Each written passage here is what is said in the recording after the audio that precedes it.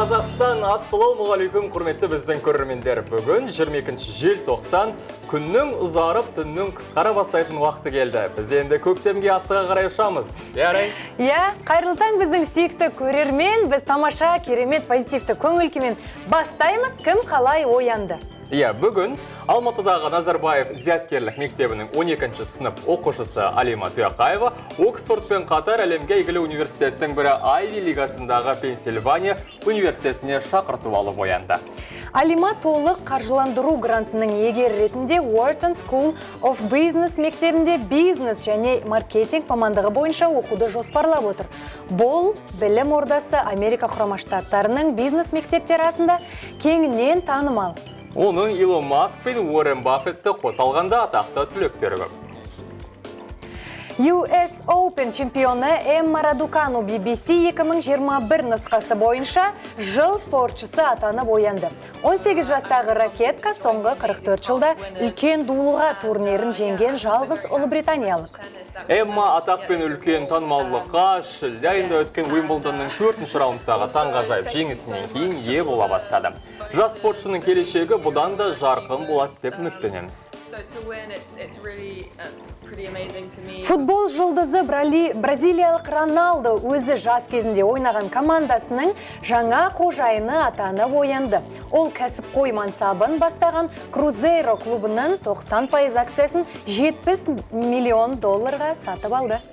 Менің Крузейроға қайтаратыным көп. Мен клубты лайықты деңгейге қайта көтергім келеді. Бізді алда көп жұмыс күтіп тұр. Жанкүйерлердің клубпен бірігіп, стадионға келулерін сұраймын. Бізге үлкен күш пен қолдау керек деді Роналдо. Құрметті көрермендер, дәл қазір бізде эфиріміздің аңдатпасы. Тарихи хан ордасында реставрациялық жұмыстар жалғасын табады. Елордада алматылық қылқалам шеберлерінің образдар және сезімдер атты көрмесі өтіп жатыр. Ұлттық банк балалар салған суреттер бейнеленген монеталарын айналымға шығармақ. Қазақстанда ПТР тест бағасы арзандады.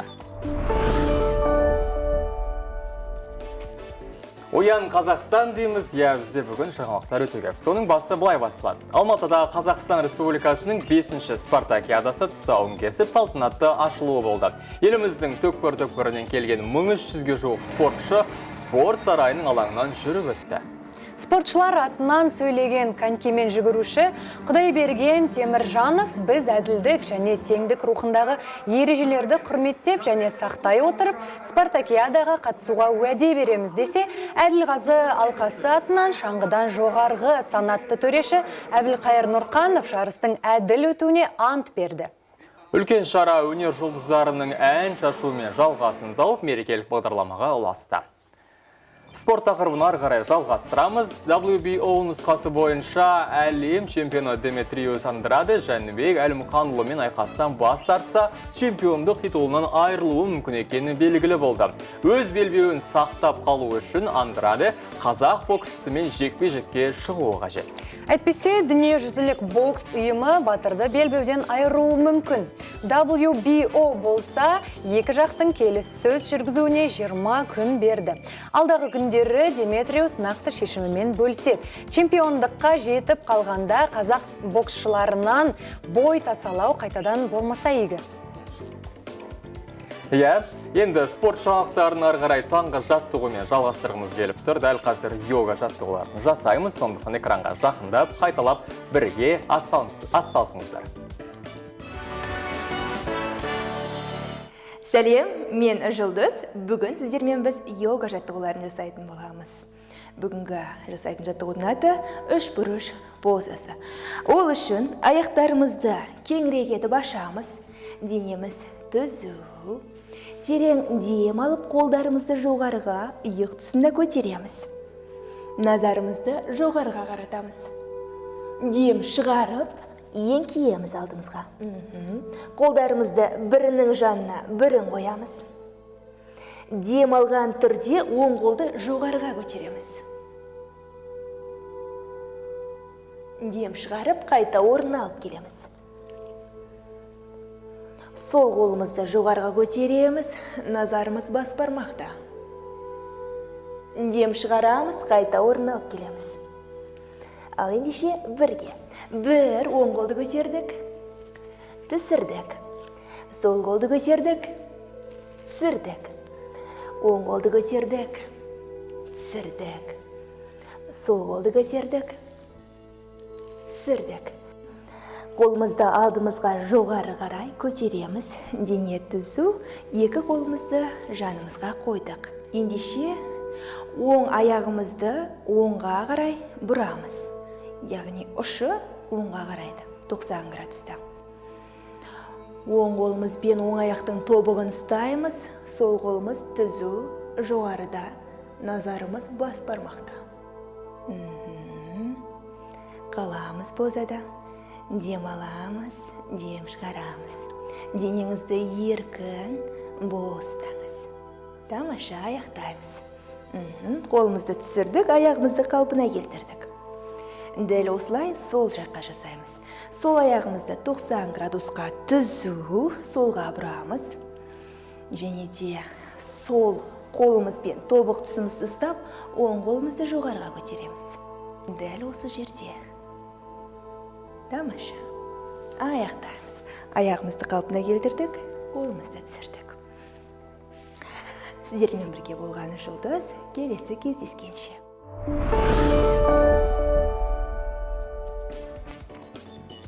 Қайырлы таң, тағы да біздің сүйікті көрермендер, ал біз жалғастырамыз. Жаңа жыл мерекесі қарсаңында көптеген елдерде өтіп жатқан әртүрлі марафондар Антарктидаға да жетіпті. Сайыс ақ құрлықтағы Union Glacier мұздығында өтті. Марафоншылар жеңіл жүгіріспен жарысты. Олар жарысқа қатысу үшін 15-20 апталық дайындықтан өткен. Алайда латвиялық Evija Reinenің бабы әбден келіскен екен. Ол елдер арасында жеңімпаз атанып қана қоймай, рекорд жаңартты. Evija 42 шақырымды 4 сағат 6 минут 11 секундта жүгіріп өтті. Ал ерлер арасында польшалық марафоншы Grzegorz Bagunia барлығын басы бозды. I feel very well.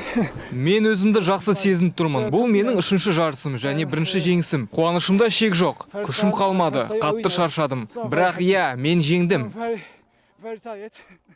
Ары қарай жалғастырамыз. Венециялық аяздықлар шаналарынан шаршаған секілді. Олар шаналарын қайыққа айырбастап, қалалық қайық жарысына қатысты. Суға орайына байланысты тұрғындар мен туристер аз жиналды. Дегенмен де Биыл Санталардың шарасын тамашалауға ауа райынан бөлек пандемия да кедергі болды. Әзірше Италия билігі COVID-19 вирусының күрт таралуын тоқтататын жол тапқан жоқ. Ел үкіметі қоғамдық орындарда өтетін шараларға тек вакцинацияланған азаматтарға ғана рұқсат берумен шектеліп отыр.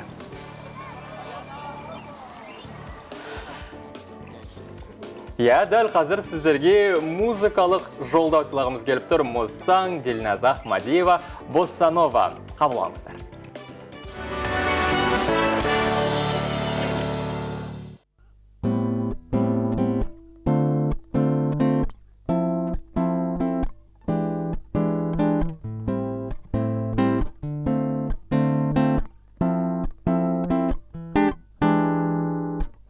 You're one of a kind, I'm not about to mind.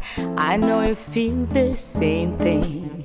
Nothing says more than kiss. I remember your lips and words they've been telling me. Good morning, sweet romance from AM to PM. Seems that I've got an affection. Hug me, say that you never break my life. Gotta take you back to that last day. Nothing is lost and we can't play. I don't wanna throw my love away. Oh no, no, no, no, no, no.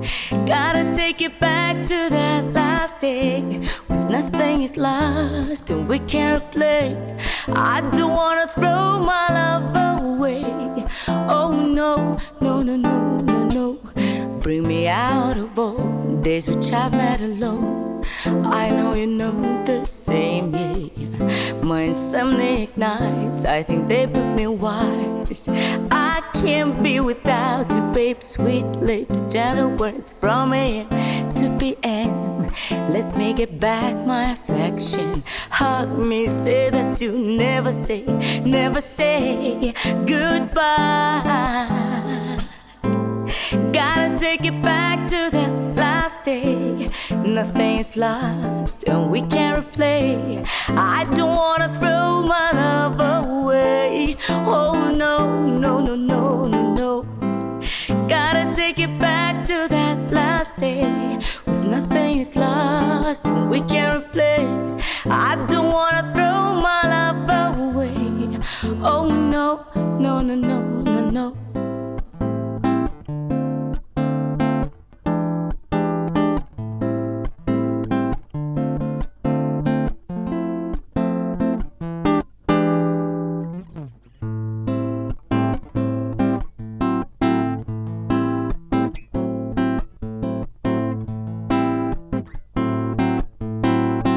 You gotta take it back to the last day. With nothing is lost, we can replay.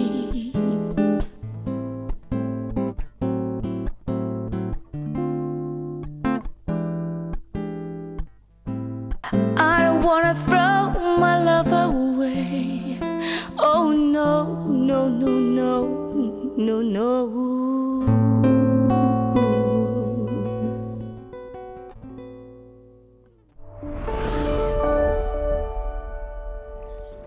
Оян Қазақстан, тағы да баршаларыңызға қайырлы таң, күндеріңіз сәтті өтсін. Ал біз жалғастырамыз. Батыс Қазақстан облысы Хан Ордасы ауылындағы тарихи реставрациялық жұмыстар жалғасатын болды.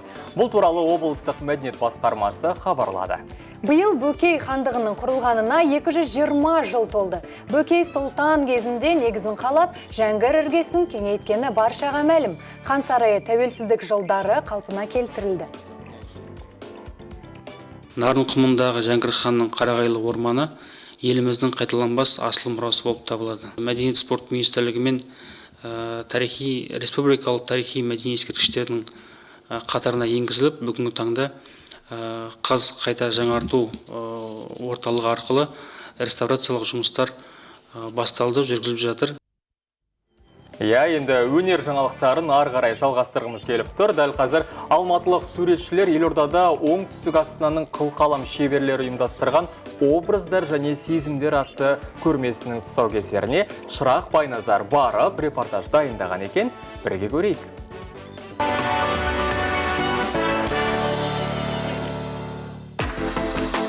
Арт-влог айдары аясында бұған дейін бірталай өнер орталықтарында болдық. Ал бүгінгі көрме бұған дейінгілерден өзгеше. Бүгін біз символизм, сюрреализм, постмодернизм жанрындағы картиналарды тамашалап, олардың мағынасын авторлардың өзінен сұраймыз.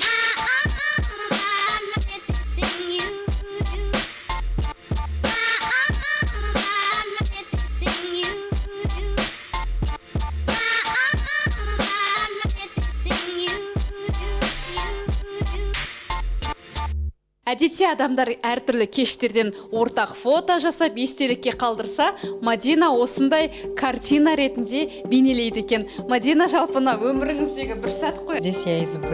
Бұл жерде мен сыныптастарымның кездесуін бейнеледім.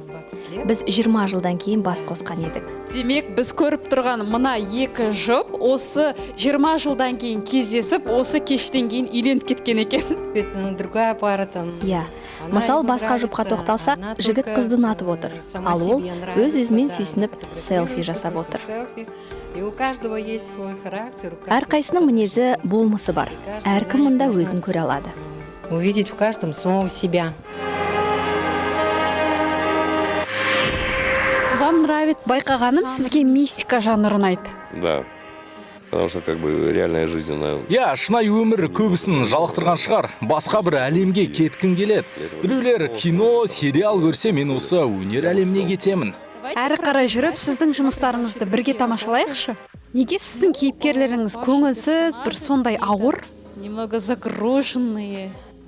Өйткені мен өзім сондай шығармын, оның бәрі іштен шығады ғой.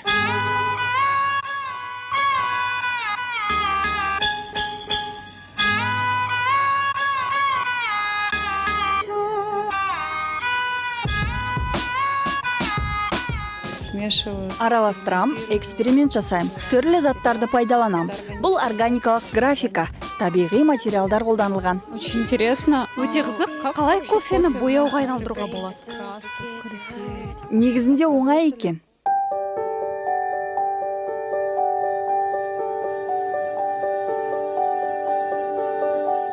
Ортасында біз алтын түсті көріп тұрмыз, ол қалай шықты?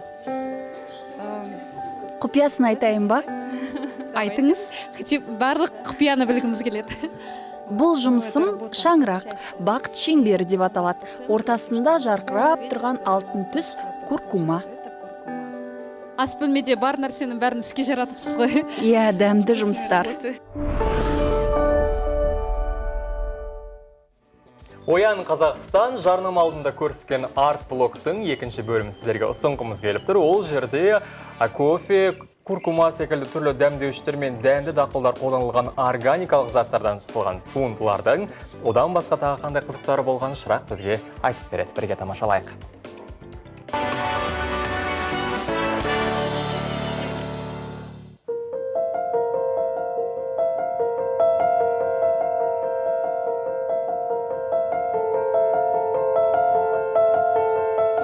Мүкжетекшінің түсі дей ме?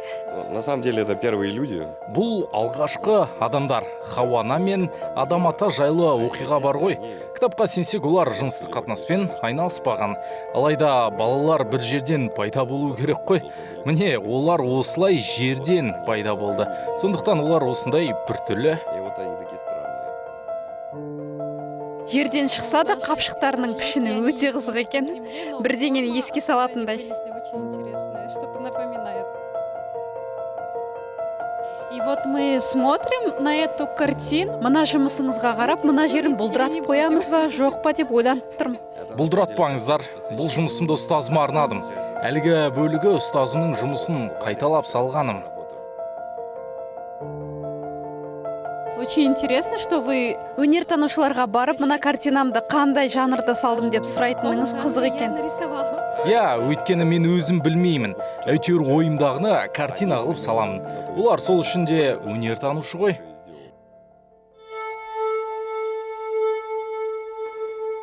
Картина салып күн көруге бола ма? Это очень такая щепетильная тема. Бұл бір сондай ыңғайсыз тақырып.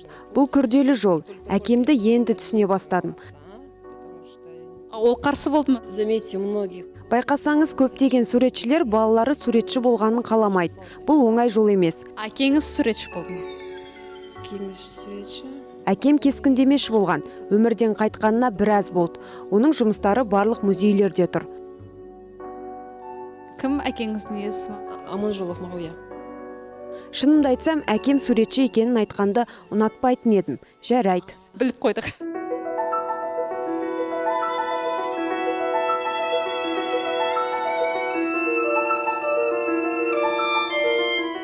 Во сколько оценивается? Сіздің ең қымбат картинаңыз қанша тұрады? Жауап беру міндетті ме? Әрине. 5000. Солай ма? $5000. Орташа бағасы 2-3 доллар.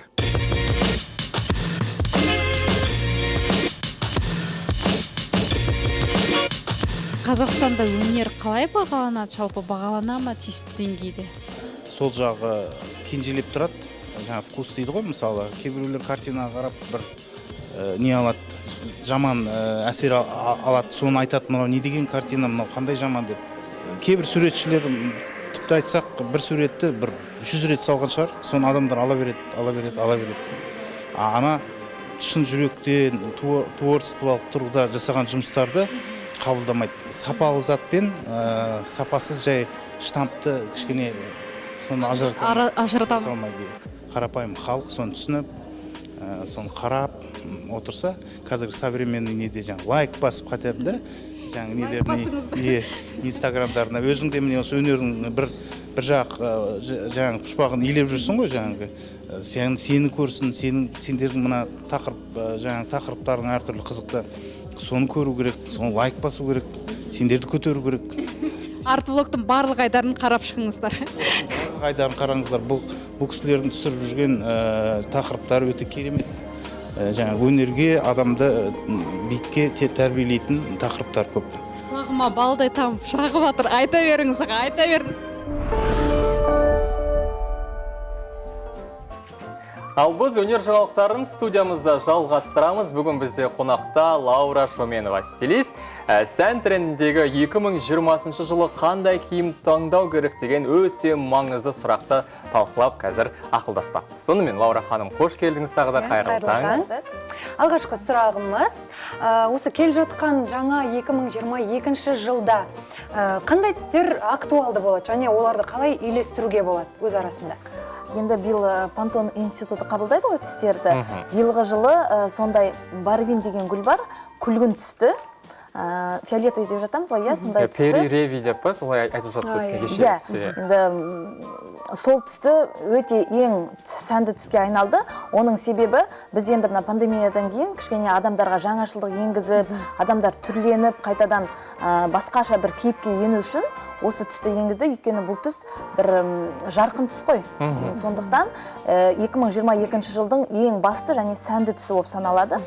Ал енді киімдерге келетін болсақ, биылғы сәнге айналатын киімдер, енді қыздардың құлағына алтын сырға, мүсіндеріңізді жөндеңіздер деп айтқым келеді. Өйткені былтырғы жылы біз пандемия кезінде өте оверсайз пішінді, кең көлемді киімдер кидік. Енді адамдар үйде отырды, жақсы тамақтанды деген сияқты, денсаулықтарына көңіл бөлді.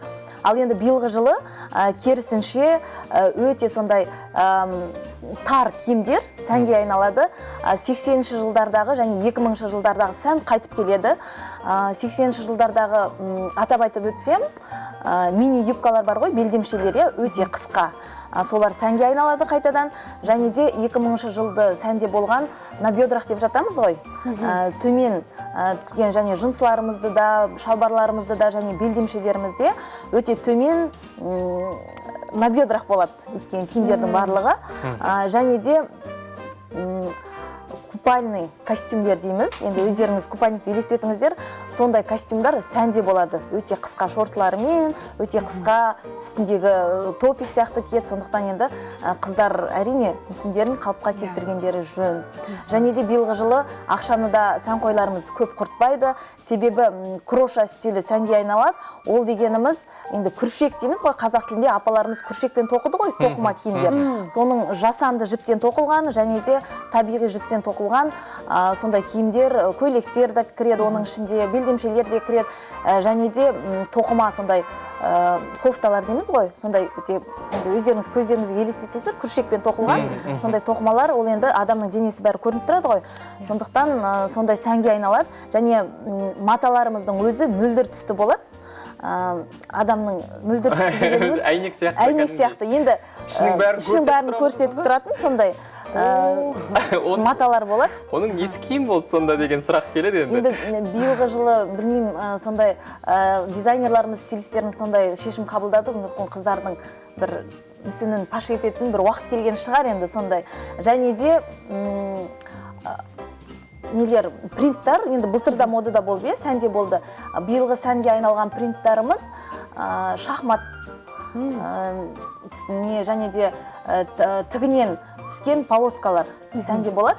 Аксессуарларға келетін болсақ, биыл бабочки, гүлдер бар ғой, көбелектер, әртүрлі аксессуарларда да болуы мүмкін, жейделеріңізде де үлкен көбелектердің көлемі болып, сондай көбелек пішінді болуы мүмкін, сондай сәнде болады. Және де галстуктар бар ғой, ер адамдардың галстуктарын сәнде болады. Әйел адамдар галстук тағады, енді көп галстукпен бірге сондай аксессуарлар қосылды. Ал керісінше ондай үлкен көлемді бусилар дейміз ғой, тақпауға тырысу керек. Енді және антитрендтарды да атап өтсек. Антитрендтен бұрын сіз дайындаған арнайы коллекциялық бір суреттер дайындап алып келіп, біз атап жатырмыз ғой түрлі терминдарды, сән әлеміндегі мынандай киімдерді тұрсыз ғой. Бұл купальник, көрдіңіздер, осындай купальник костюмдар. Бұл енді Астананың шілде кезінде киетін киімдер сияқты дәл қазір келмейді. Не енді на бедрах деп жаңа атап өттік, қараңыздар өте. Қысқа белдемшелер ғой дейм, белдемше. Олардың шортлар, белдемше дегеніміз юбка ғой. Бұл енді просто бізден міне жаңа тоқыма. Және бахрома стилі, негізі бахрома демен шашақты, ол былтырда сәнде болған. Міне жаңа айтып өткен полоскалар, тігінен түскен полоскалар қайтадан сәнде болады. Ал енді антитрендтерге тоқталсақ. Антитрендтер деп айтсақ, бізде енді жастарымыз жақсы көреді ғой, андай рваный джинсы деп жатамыз ғой, жыртық. Соларды биыл антитренд болады негізі. Кимеуге тырысу керек. Және аяқ киімдерге келетін болсақ, біздің кроссовкаларымыз киетін сондар насандалық болды ғой, соларды кимеуге тырысу керек. Одан кейін антитрендтер енді өте көп негізі. Атап өтсек тағы да сол джинсыларды көбінесе енді егер тіпті вообще ұнататындар болатын болса, көлемі өте кішкентай болу керек, көрінбейтіндей бір жыртық джинсылардың. Сол. Енді сіз өзіңізбен бірге тағы да бір аксессуарларды алып келіп деп естідік сізге, келіп беріп жүрсеңіз. Неміз ассистент алып келді. Бұл сонда қандай дүниелер? Енді терден жасалған материалдар секілді көрінеді екен? Негізі енді сіздердің киімдеріңізге қарап, сол бір ерекше мысалы аксессуар арқылы киімді бір ерекшелендіруге болады. Сол үшін сізге мысалы көйлегіңіздің сыртынан мынандай киіп көреміз ба? Ал онда көрейік, мен былай қарап отырайын. Бір киімге ерекшелік енгізу үшін. Басқаша бір леп береді киімге. Енді біз қазір өзіңіз байқайсыз. Бұл сіздікі қазір қандай өзгеріске ие болады. Бұны аты қалай болды сонда? Бұл енді белдемше деп те былай аталады, бірақ та аксессуар ретінде ғой. Бұны тек қана жеке өзің кие алмайсыз, әрине енді. Аксессуар ретінде қолданасыз не. Осылай киімге бір ерекшелік берді. Көрдің бе? Бір өзгеріске ие болды. Отырып көрші арай, ыңғайлы ма екен? Ыңғайлы, Беліңді қысып тұрған жоқ па? Жоқ. Бұл енді бір қарасаңыз, жаңа сіз айтып жатқандай былғарға ұқсайды, бірақ бұл былғары емес, бұл лен. Керісінше леннан жасалынған біздің өзіміздің Қазақстанның дизайнерлары. Отандық өнім ғой? Отандық өнім. Бұл қолдан тігілген. Салта деген бренд өздеріңіз білетін боларсыздар. Және де одан бөлек енді мынандайда тақса болады, сіз енді ештеңке тақпаған екенсіз мойныңызға. Сондай бір ерекшелік жасау үшін бір әйелдің ажарын одан ары аша түседі ғой, енді әшекей дегеніміз. Сонау бір моншақ тастардан сондай бір әшекей, Сонда осы аксессуарлардың бәрін бірге таға берсе болады ма, әлде мысалы біреуін ғана сіз мысалы мына екеуін бірге тақсаңыз да болады. Өйткені мына жерде бір жақсы үйлесім бар да, түстерінде де. Болмаса мынандай қысқасын тақсақ та болар еді. Мына көйлегіңізді бір ерекшелік берді, көйлегіңізге. Мынаны тақсақ та болады екен. Матасы қызық екен, Бұл да фартуктар сияқты. алқаның бір түрі ғой, дейме?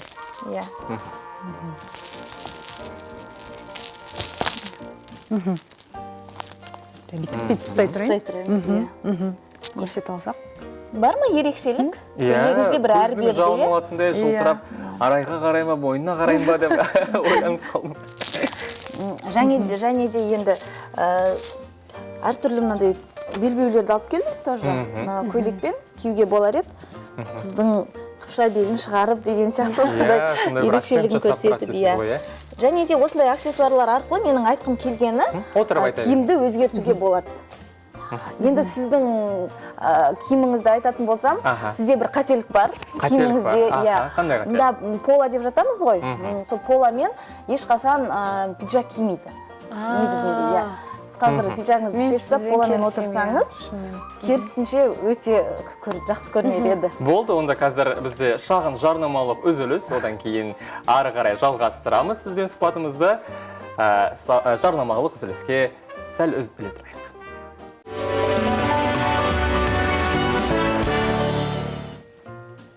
Сонымен құрметті көрермендер, қайырлы таң дейміз. Бізде бүгін студияда қонақта Лаура Шоменова.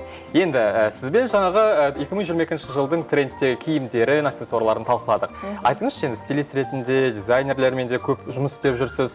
Адамның таңдаған киіміне, оның таңдаған түсіне қарап бір психологиясын, мінезін бақылауға білуге бола ма? Әрине, өте орынды сұрақ. Негізі әр түстің өзінің психологиялық айтатын, енді ол киімдер сөйлейді дейміз ғой, енді түс сөйлейді деп айтайық бұл жерде. Адамның өзінің көңіл күйіне байланысты, жалпы адамның қандай табиғаты бар екенін, мінезі бар екенін сол киім арқылы көруге болады. Енді біз мысал үшін қызыл түсті айта кетейік, иә, қызыл түсті киген адамның сондай бір энергиясы толып тұрған, ештеңкеден қорықпайтұғын, сондай өте батыл адамның кейпін береді. Және де қандай істі бастаса да аяғына дейін жеткізетін сондай бір мінезді адамдар болады ғой. Сондай адамдар осындай қызыл түсті ұнатады екен. Қызыл түсті көп киеді. Ал және де қара түсті киім киген адамдар, негізі көбінде қара түспен киетін адамдар, ол өзінің ішіндегі болмысын жасырғысы келеді екен. Енді бір маска киіп алады дейміз ғой, сондай жасырғысы келіп, ештеңкені көрсеткісі келмейтін, және де ол түске сұр түсте жатады. Сондай адамдар бір ешкімге былай талпаға көзге түскісі келмейтін адамдар екен. Ал егер бір сары түсті киетін болса, бір жарқын сары түсті киетін адамдар, олар өте көңілді, ашық, ортасының гүлі болып жүретін, сондай көңілді жүретін адамдар екен. Және де олар керісінше өздерін бір көрсеткісі келеді екен да, адамдардың көзіне түскісі келеді екен, ерекшелік. Сондай өздерінің белгілері бар. Енді бұл сұрақты бекер қойып отырған жоқпын, әсіресе қыс келген кезде бүкіл жаңағы жасыл дүниелердің бәрі кетіп, жапырақтар бәрі түсіп болғаннан кейін өз даланың рөңі, реңі кетіп қалады ғой. Сол кезде жұрттың киімінің барлығы қара, сұр түсті, сондай бір күңгірт түсті киімдерді көп таңдайды. Соған қарағанда қазақстандықтар жаңа сіз айтқандай құпия болғысы келе ме, әлде өзіне назар аудартқысы келмей ме? Жалпы неге олай киінеді деп ойлайсыз? Я, оның енді негізі сол адамның жаңағыдай айтып жатқандай өзінің мінезіне байланысты шығар. Өте дұрыс айттыңыз. Біздің әсіресе қазақтар сондай жақсы көреді, сұр түсті киінгенді, мынандай сүт түсті дейміз ғой, бежевый, иә, сүт түсті кигенді жақсы көреді. Мен енді керісінше стилист ретінде айтар едім, ондай бежевый түстер біздің қазақтарға келмейді. Өйткені біз онымен сливаться етеміз өзіміз. Сол үшін өте жарқын түсті кигені жақсы, бірақ та мен өнер адамдары, иә, мысалы стильде өзі төрт түрге бөлінеді адамдардың, өздерінің ішкі жан дүниесіне байланысты оны сыртына паш етеді ғой. Сонда біз драма деп жатамыз. Драма, мен мысалы өзім драмамын. Өйткені мен өте жарқын түсті жақсы көрем, еркін жүргенді жақсы көрем. Бұл андай бір, қалай айтсам, бір андай өнері, ішінде өнері бар адамдар, сондай бір творческий адамдар. Мысалы біздің де әншілеріміз бір яркий киінеді, сондайлар. Сондай адамдар ғана киінеді, жарқын түсті, ерекшелікті жақсы көреді. Ал жай адамдарымыз, ешқандай бір творческаға жақын емес адамдарымыз сұр түске көбейе болады. Енді сондықтан мен ойлаймын, біздің қазақтар енді творческа жағынан мүмкін или болмаса біздің климатқа байланысты ма екен. Әйтеуір өзінің көзінде жүн бағы бар дейміз. Иә, басыңқы киінеді, жарқын түсті ұнатпайды шындығында. Ал мысалы спорт стилі деп жатамыз, оны адамдар түсінеді. Мен тек қана спорт деген, тек қана бір спортивный киім киіп алу деп. Ол негізі олай емес. Спорт үлгісінде киінетін адамдар, олар еркіндікті жақсы көретін адамдар, өзіне ыңғайлылықты жақсы көретін адамдар. Бірақ мен өзіме келген клиенттарыма айтып отырамын да, сіз егер біз бір тест арқылы анықтаймыз ғой, сіздің қандайға жататыныңызды, сіз қандай неге жататыныңызды, драмаға, кейіпке жататыныңызды. Сол кезде сіз спорт десеңіз, ол ойлайды тек қана мен спорт киім киюім керек деп олай емес. Спорт киімінің өзін әрлеп әртүрлі киінуге болады. Және де бізде мынандай түсінік бар да, адамдарда тек қана біз бір еркін, бір демалатын жерге барған кезде ғана сондай киім киіп жүруіміз керек деп. Оны күнделікті, мен тіпті айтсам, офисный дейді ғой, офисный киімнің өзін спорт киімімен бір ерекшелендіріп үйлестіруге болады. Енді Лаура ханым, бізде эфир уақыты шектеулі, сұхбаттарыңызға мына жаңа жылдық 2022 жылдың трендтерін айтып, осындай алтын кеңестеріңізбен бөлісіп кеткеніңізге көп рахмет. Қонағымыз болғаныңызға көп рахмет. Күніңіз сәтті өтсін дейміз. Ал дәл қазір, құрметті көрермендер, бізде Гогидің шапалақ әлде махаббат айдарына қатысқысы келетіндердің қатары көп екенін мәлім етпекпін. Сонда шапалақ жегісі келетіндер көбейіп бара жатқан секілді, қазір бірге көріп тамашалайық.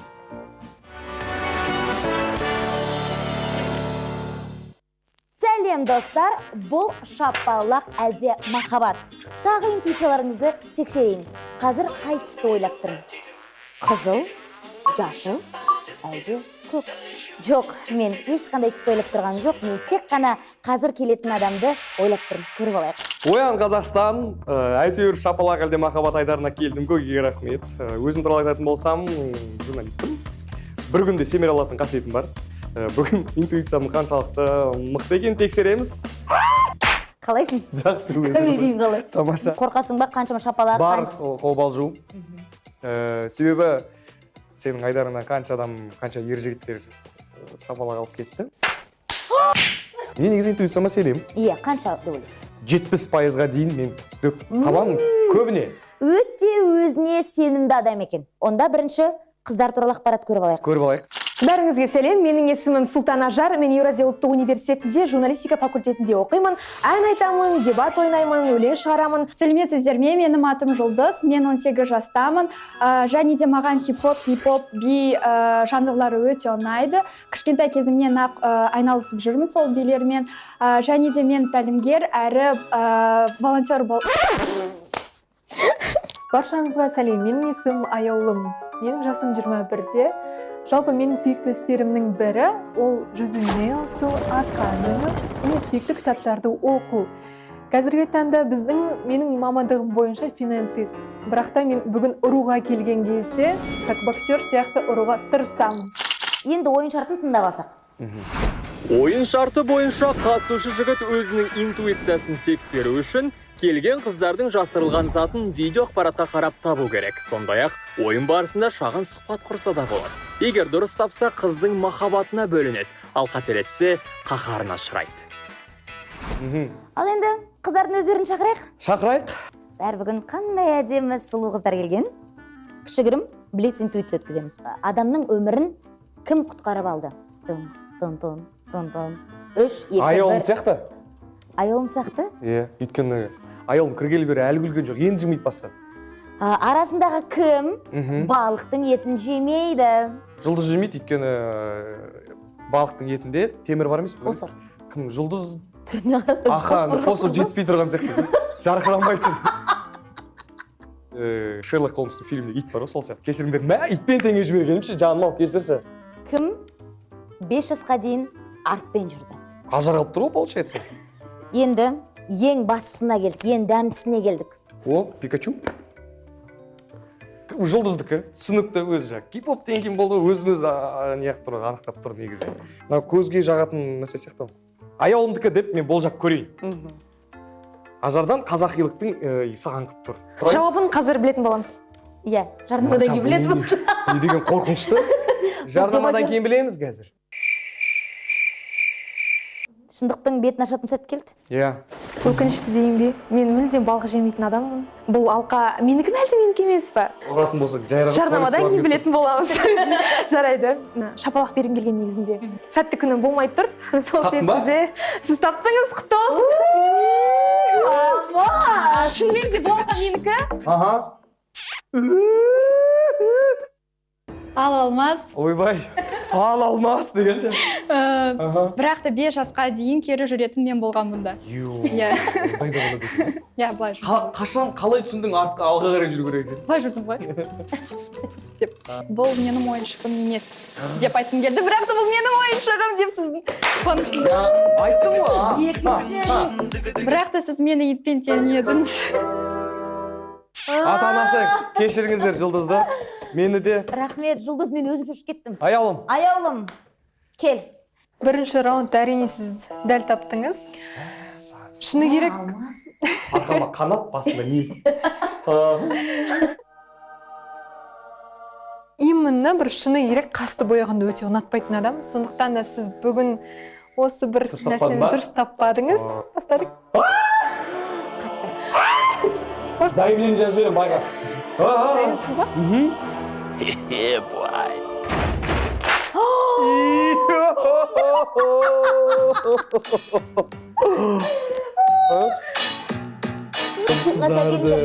Суық нәрсе бар ғой. Мынау сонда әтір болып тұр ғой аяулымдікі, иә? Міне қызарып тұр, қараңыздар. Қатты тұрмаңдар қыздар, иә. Өзің ғой қатты тұрыңдар деп ол. Айттым ғой, мен ойлаған жоқ болай. Шын істейді деп. Болды онда. Болды онда. Келіңдер, көріңдер. Кеттік. Мен сүйіндер. Ай, бай, сүйгенің өзі ауырып отыр ғой. Ашып тұр ғой.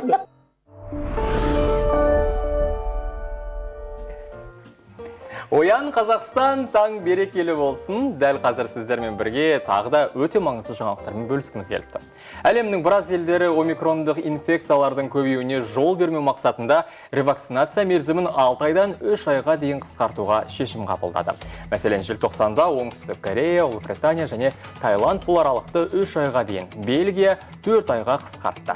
Испания мен Литва әлі күнге дейін иммундық жүйесі әлсіз қарт адамдарға және халықтың осал топтарына 3-ші дозаны ұсынады. Үндістан болса әлі үнсіз. Мамандар бұл тұрғыдан түрлі пікірлер айтып жатыр, бірақ америкалық Pfizer компаниясының басшысы тіпті коронавирусқа қарсы вакцинаның 4-ші дозасын енгізу қажеттігін мәлімдеді. Сіздер қалай ойлайсыздар? ақш-та да омикрон өршіп тұр. Коронавирустың бұл түрі өткен аптада COVID-19 инфекциясын жұқтырғандардың 73%-ында анықталыпты. Өткен аптамен салыстырғанда елдегі омикронның тарауын 6 есеге өсті. Ал кейбір аймақтарда вирустың бұл нұсқасының үлесі 90%-ға жетті дейді. Алайда дүниежүзілік денсаулық сақтау ұйымы жаңа штамның басқа мутациялармен салыстырғанда өлім қаупі төмен екенін атап өтті. Ал әзірге бізде эпидахуал тұрақты. Бір тәулікте коронавирус жұқтырғандар саны 369-ға дейін азайды. Жалпы ел бойынша коронавирус жұқтырғандардың саны 983.663-ке жетіп отыр. Сонымен қатар өткен тәулікте 765 адам аурудан құлан таза айығып шыққан. Демек, бұл ұжымдық иммунитет қалыптастырғанның көрсеткіші шығар. Себебі қазір халқымыздың басым бөлігі індетке қарсы вакцина салдырып алған. Нақтырақ айтсақ, қазір вакцинаның бірінші компонентін 8.907.254 адам, ал екінші компонентін 8.382.069 адам алған екен. Сондай-ақ жасөспірімдер, жүкті әйелдер және бала емізетін аналарды вакцинациялау бойынша да ақпарат бар екен. Бүгінде Pfizer вакцинасының бірінші дозасын 220.599 адам, ал екінші дозасын 52.604 адам салдырыпты. Аурудың алдын алудың тағы бір тиімді тәсілі оны дер кезінде анықтау. Сондықтан ПТР сараптаманың маңыздылығын ескере отырып, бәсекелестікті қорғау және дамыту агенттігі тест бағасын тағы да төмендетті.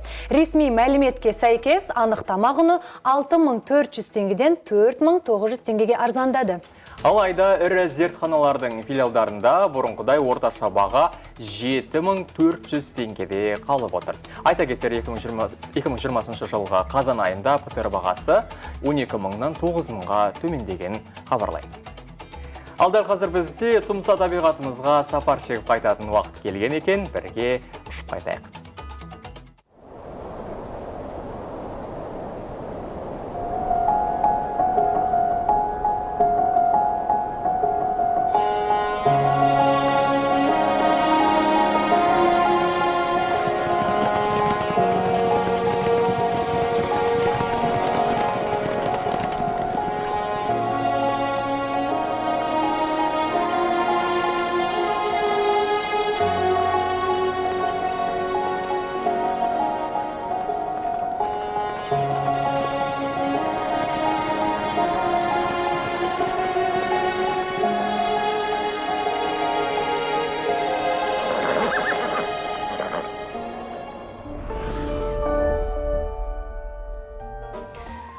Қайырлы тағы да біздің құрметті көрермендер, бүгін біздің студиямызда қонақта Астана Мюзикл мемлекеттік театрының әртістері Зарина Жакенова және де Сұлтан Темір. Қош келдіңіздер, қайырлы таң. Қош келдік. Қайырлы таң.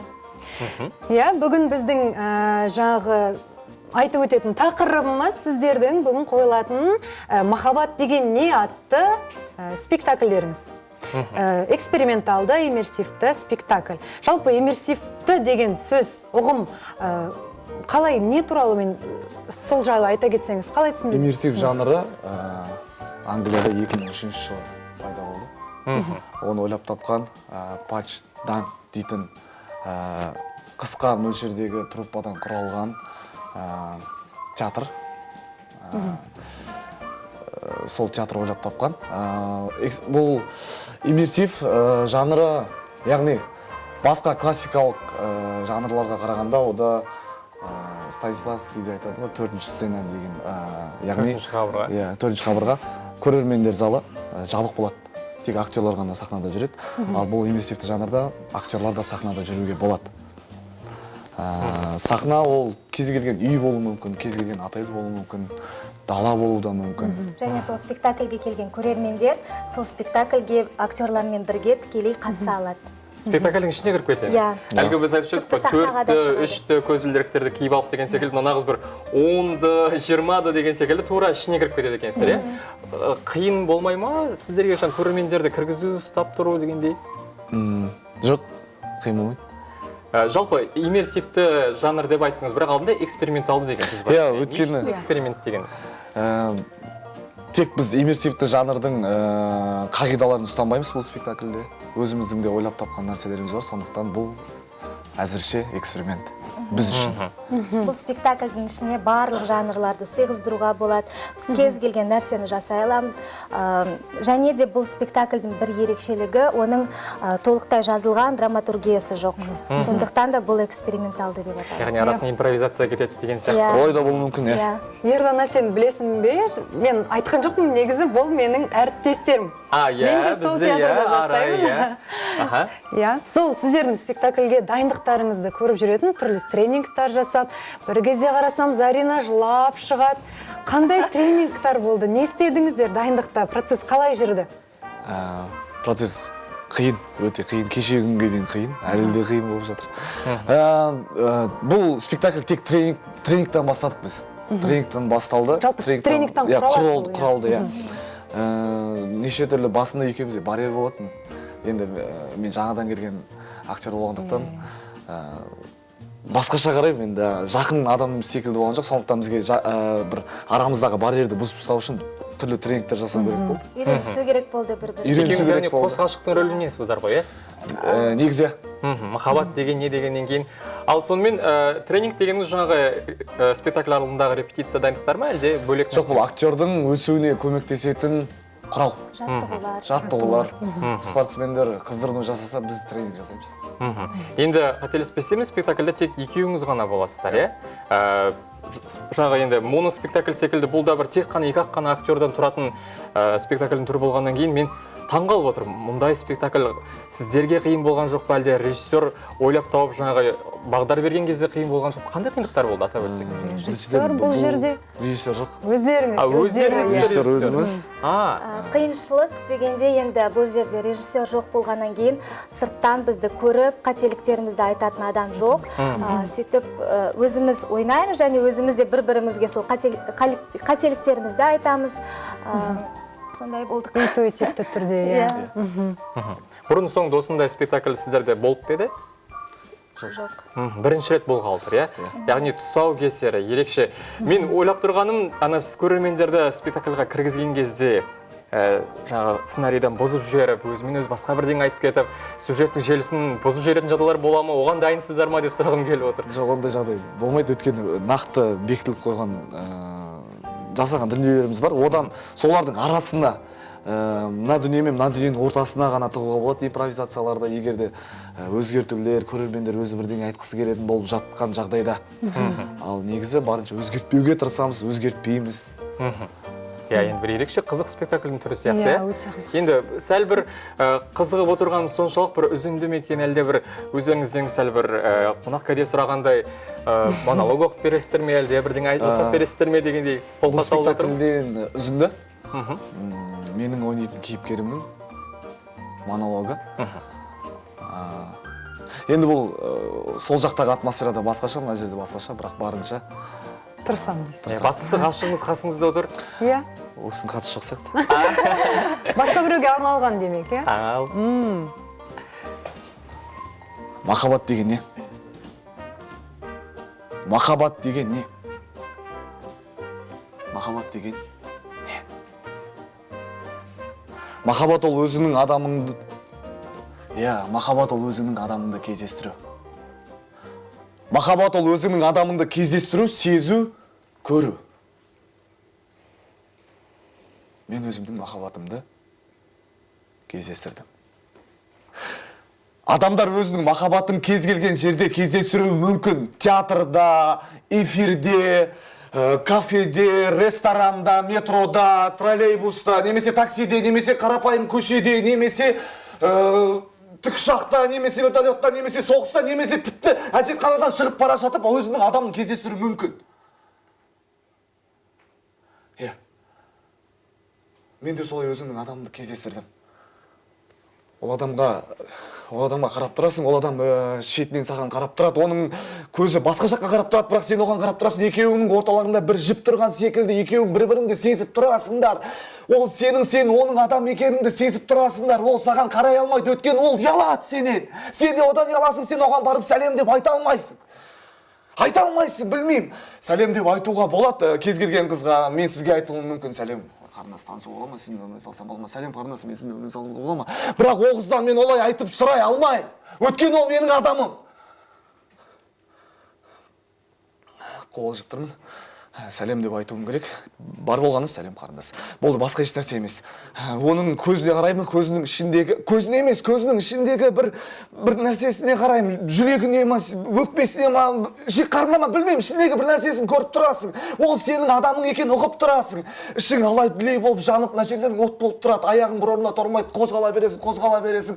Терлеп жатырсың, бір орнына отырсың, жай ғана, бірақ ішің жанып барады. Сәлем деп айтам, сәлем қарындас деген кезде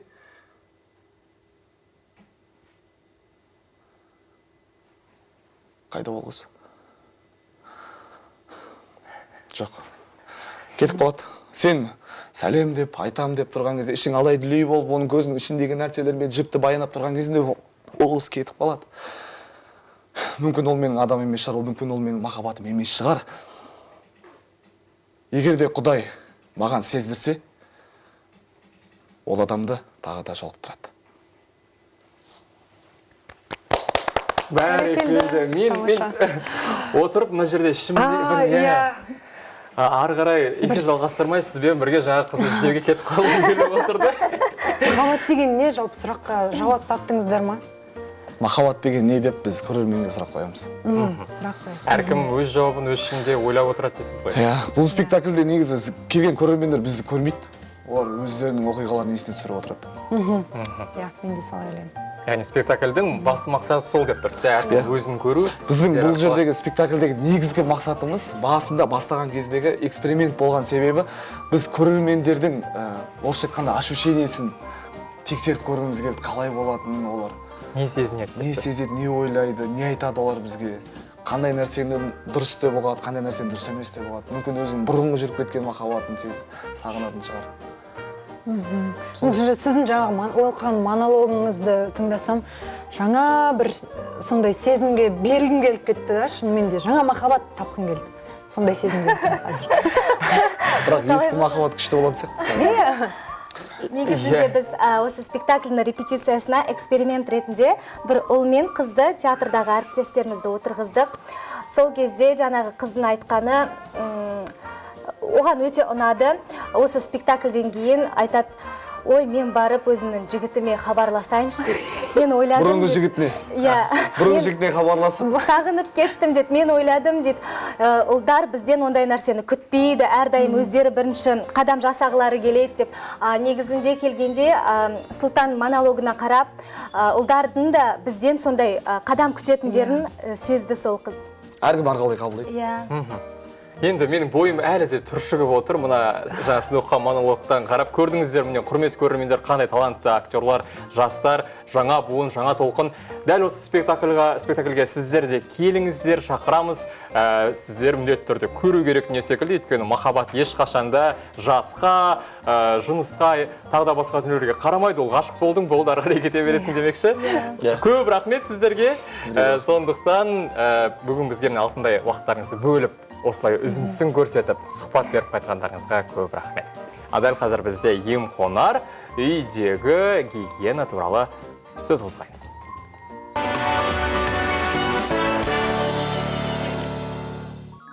Барлықтарыңызға сәлем, менің атым Еркем, және бүгін біз үйдегі гигиена туралы айтатын боламыз.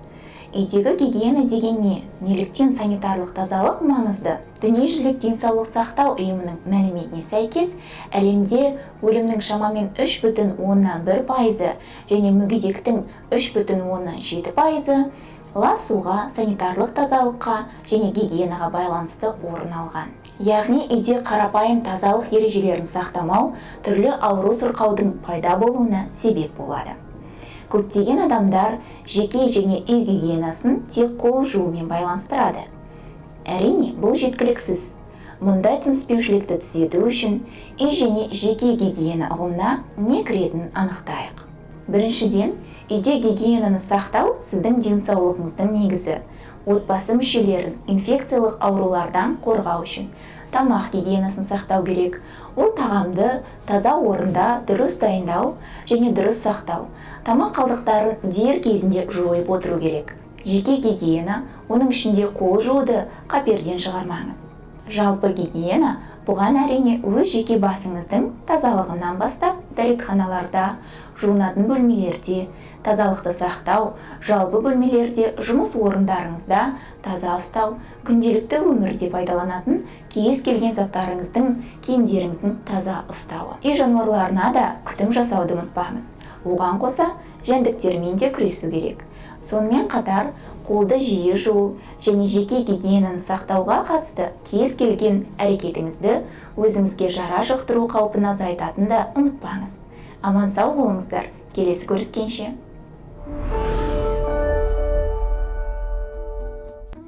Оян Қазақстан, тағы да баршаларыңызға қайырлы таң, күндеріңіз сәтті өтсін. Бүгін кім қалай оянды? Бірге білейік. Өзбекстандағы Ферғана облысының тұрғындары артық салмақтан арылған үшін ақы төленетінін біліп оянды. Облыс басшысы Хайрулло Бозоров осындай ерекше бастама көтерді. Ол әрбір келі үшін 500 мың сом теңгемен 220 мың 297 теңге төлеуге уәде етті. Шенеунік осы әдіс арқылы семіздік және дұрыс өмір салтын ұстанбаудан туындайтын аурулармен күреспекші. Салауатты өмір салтын ұстанбаудың салдарынан науқастар саны өсіп жатыр. Мысалы, қант диабетіне шалдыққан 32 мың адамның 30 мың адамы семіздік, дұрыс тамақтанбау, отырып көп жұмыс істеу салдарынан осы ауруға шалдығып отыр дейді. Петропавлдағы Ермек Серкебаев атындағы мектеп-интернат өнер колледжі директоры Рауза Кашенова Оксфорд университетінің құрметті профессор атанып оянды. Рауза ханым бұл құрметті өнерді дамытуға және талантты жастарды тәрбиелеуге сіңірген еңбегі үшін марапатталды. Білікті ұстаздың өзі де сахнада ән айтып, республикалық және халықаралық фестивальдердегі байқауларға қатысып тұрды. Ол итальяндық ұлы органист Ватиканның радио және теледидар директоры Артуро Сакеттидің Таллин қаласындағы Домский соборында өткен концертіне және тағда басқа атақты өнер адамдарының кештеріне қатысқан екен. 122 жастағы ирандық әже жер бетіндегі тірі жүрген ең кәрі адам атағына екенін біліп оянды. 1899 жылдың 23 қыркүйегінде дүниеге келген Фатима Нурози Каризи Иранның солтүстік шығысындағы Торбат-эт-Джам қаласының тумасы. Қазір олымен бірге тұрады. Бұған дейін ең кәрі адам атағы 1997 жылы дүниеден озған Жанна Кальманға тиесіледі. Ол 122 жыл, 164 күн өмір сүрген. Ал Фатима әжеге бұл рекордты бұзу үшін амандық болса 75 күн қажет. Ескеретін тағы бір қызық жай, ирандық және коронавирустан екпе алған ең кәрі адам болып та рекорд жасап отыр. Сонымен, осы әже секілді сіз де ұзақ жасағыңыз келсе, тың болғыңыз келсе, дәл қазір біз Beauty блогтан кеңестер бермекпіз. Бірге тамашалайық. Қайырлы таң, құрметті көрермен, әдеттегідей сұлулықтың құпиялары біздің айдарда, ал пайдалы кеңестермен бөлісетін білікті массаж маманы Әсел. Мен қазір сіздің жасағандарыңызды қайталаймын ғой, маған көрсетесіз. Қайырлы таң, жоқ Назерке. Егер сіз қайталасаңыз, бүкіл көрермендердің назарын өзіңізге аударып аласыз ғой. Сондықтан сіз демалыңыз, мен сізге жасаймын. Естідіңіздер ғой, иә? Демек, демаламыз. Бетіңізге ең біріншіден май жағамын. Бұл жай ғана май емес, жүзімнің сүйегінен сығылатын майдан жасалады. Бұл майдың пайдасы өте көп. Беттің тургырын жақсы қылады, ылғалдандырады, яғни кептірмейді, және де түсін жақсы қылып тұрады. Адам таңғысын тұрған кезде, ертеңмен тұрған кезде беті ісіп тұрады, көздерінің асты көгеріп, ұйқысы қанбаған кезде. Сонда кезде біз 5 минуттық лимфодренаж жасағанның өзі өте көп пайдалы әсерін тигізеді. Ортасынан шетіне қарай бәрін біз өстіп айдап судың бәрін шығарамыз. Қандай кезде массаж жасауға болмайды бетке? Воспалительный процесстер болып жатқан кезде, яғни безеулер болса, немесе бет кір болса, макияждың үстіне жасауға болмайды. Мына маңдайды жоғары көтереміз, оны шетке апарамыз. Құлақтың жанындағы лимфоузел дейді, соған қарай жібереміз. Бетті тоже шетке қарай былай айдаймыз, жүргіземіз. Өзінің лимфатический линияларымен, сосын мойынмен ключица дейміз ғой, ең негізгі лимфоузелға жібереміз. Бұғана дейді бұл сүйекті. Қандай қателіктер жіберуге болмайды? Кері қарай былай жасағанға болмайды. Шеттен центрге дейін, орталыққа дейін. Егер сіз арқаңыздағы бұлшық етті жұмсартсаңыз, басыңызға массаж жасасаңыз, мойныңызға массаж жасасаңыз, содан ол уже бетіңіздің лифтингіне 50%-ын өзі үлесін қосып отырады. 20 жастан бастасаңыз, неғұрлым ерте бастасаңыз, сол сізге жас көрінесіз. Екі саусақты бір-біріне қарама-қарсы. Екі саусақты бір-біріне қарама-қарсы етіп, терге емес, бұлшық етті қозғалтамыз. Көз айналасына жасаған кезде массажы, көз айналасының терісі өте нәзік болады. Терісі де, бұлшық еті де өте нәзік. Сондықтан бұл жерге жасаған кезде қатты емес. Адамның құлағы мен мұрны өмір бақи өседі. Мына мұрның ұшында бізде лимфатический канал бар, лимфоузел. И кейіннен осы мұрның ұшы түсе бастайды. Яғни төмен қарай түседі.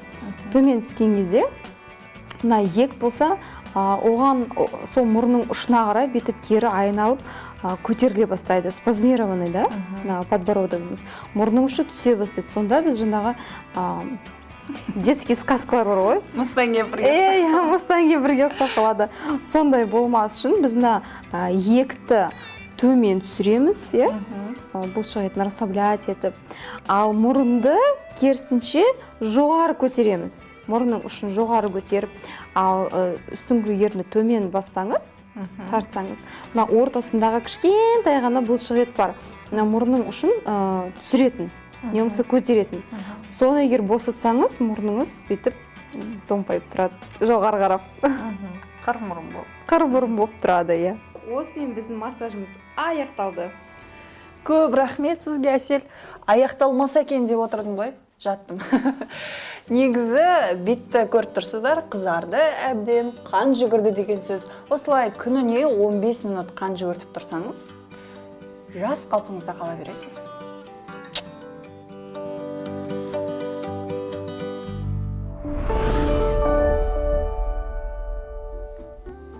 Оян Қазақстан таң берекелі болсын. Әдеттегідей біздің студиямызда тағы да чемпиондар. Сіздерге таныстырып өтейін. Айбат Айтуған жастар арасында таеквондодан әлем чемпионы және Ибрагим Кенжеғұлов, ол да тура сондай әлем чемпионы, және Ибрагимнің әкесі Данияр Кенжеғұлов мырза, ол кісі спортшы, әсіресе пауэрлифтингтен, солай ғой. Ал енді сіздерге қайырлы таң дейміз, тағы да келгендеріңізге көп рахмет. Қалайсыңдар, ұлдар? Бәрі жақсы. Сендерге қоятын сұрағым, жарыс қалай өтті? Қандай қызықтар болды? Қарсыластарың мықты болды ма, әлде әлсіз болды ма? Мықты. Мықты болды ма? Иә. Тағы не айтасыңдар жарыс туралы? Мен жарыста бардым, согида бірінші орын алдым. Бірінші, гран-при алдым? Жоқ, бірінші. Бірінші орын алдым. Бұл жерде алтын медаль ғой, иә? Иә. Ал жарысқа қашаннан бері дайындалдыңдар? Енді мұндай чемпион болу оңай емес қой. Мен бір ай. Бір ай дайындалдым. Бір ай дайындалып жеңіп кеттіңдер ме? Мәссаған, біздің балалар керемет. Ал таеквондоға жалпы қанша жастарыңнан бастап қатысып жүрсіңдер? Мен 3 жасыңнан, иә? Ал 4 жасыңнан бастап. Міне, мына жерде сендердің видеоларыңды көрсетіп жатыр. Мынау қайсысы бала жүгіріп жүрген? Ибрагим. Ибрагим екен, тудың астынан көрмей қапты. Міне, медаль тағып жатыр. Жеңістеріңе тағы да құтты болсын дейміз. Сонымен енді осындай жеңіске жету үшін міне түрде жаттықтырушының бір қатал қолы, тәртібі қажет болған шығар. Жаттықтырушыларың кім, қандай адам айтып өтсеңдер? Қатал ма? Иә. Кім ол кісі? Атын білесіңдер ме? жаттықтырушыларың, тренерларыңның? Сабаним Нурлан және Сабаним Ерлан. Ерлан мен Нойлан.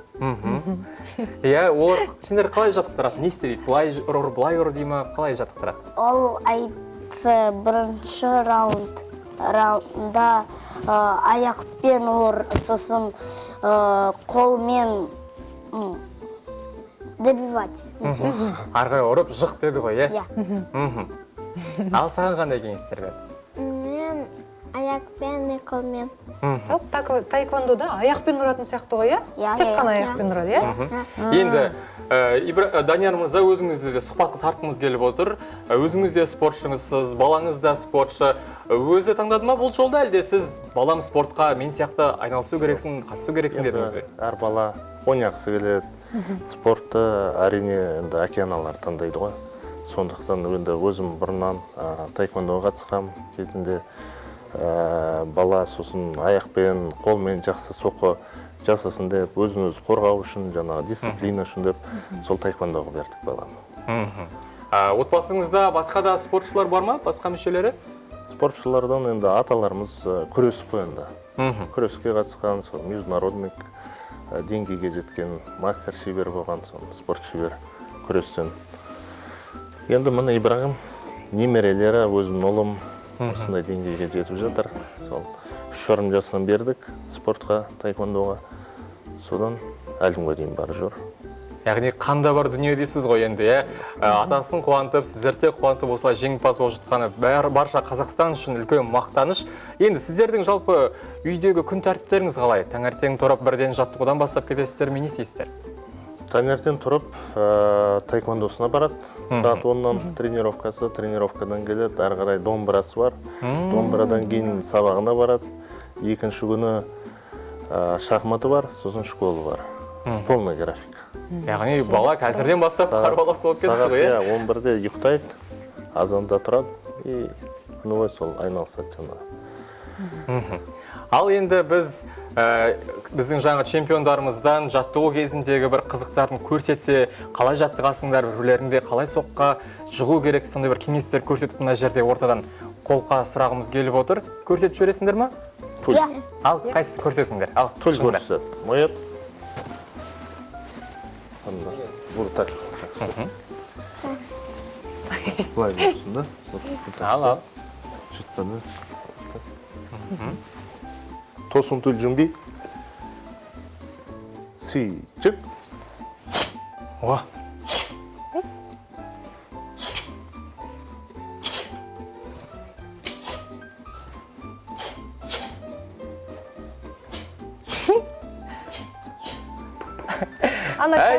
Бергендер, камерада ұшып кеттіңдер. Кемдер, ұшықтан көрсетіңдер. Аха.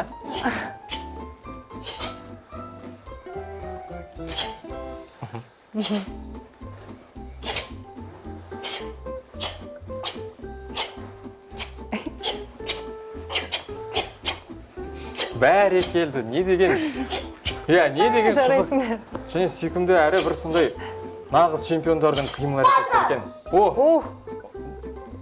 Шапалық соғу керек шығар осы жерде. Не дедің соңында? Соңындағы сөз нені білдіреді? Төлдің атын айтады. Яғни сол тұрыстың аты ғой, Сол жаңа жасаған движениялардың аты. Ал бәрекелді, отыра қойыңдар, жайғасыңдар. Енді көп рахмет сендерге мынандай сұхбатқа келіп, жаттығуларыңды көрсетіп, қаншама медальдарыңды көрсетіп жатқандарыңа, енді 7 жаста осылай әлем чемпионы болдыңдар. Одан ары қарайда жеңіске жетіп, Қазақстанның атын әлемдік деңгейде ары қарайда шығара беріңдер. Ата-аналар, сіздерге де рахмет, көп рахмет айтамыз былай келіп бізге балаларыңызды көрсетіп жатқандарыңызға.